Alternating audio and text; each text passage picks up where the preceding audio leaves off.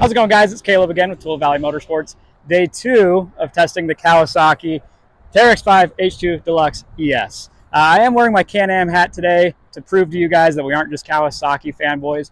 We do love our Can-Am products as well. So if you take a look behind me, we've got a handful of machines here.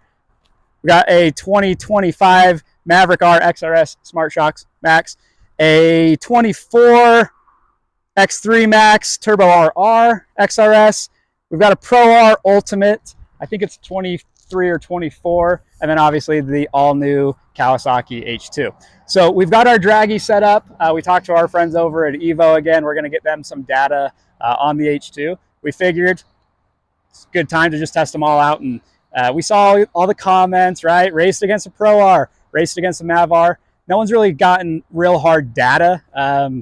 So I'm going to be driving all of them. We'll have the same driver, same weight. Me and Haley will be in the machine. And that way we can just get a good feel for how this car is going to perform. All right, so we did this testing. Our elevation is about 4,500 feet.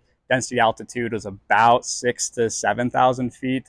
We did have to do it over 2 different days. On the X3 and the H2, we did 2-wheel drive. It felt like those were the hardest pulling. And then on the Pro R and the Maverick R, we did launch them in 4-wheel drive, all in sport mode, all in the highest option for power and to get the best possible results. Ready? Yep.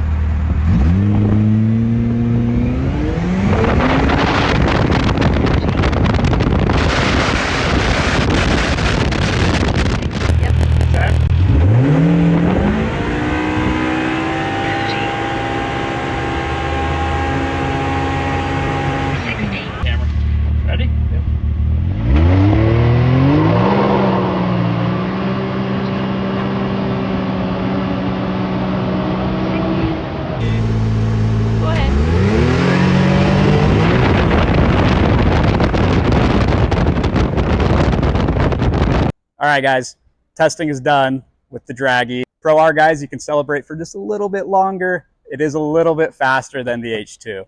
The draggy times came back at 7.7 seconds for the H2. This is 0 to 60. 6.7 seconds, 0 to 60 for the Pro R. 6.3 seconds for an X3 RR.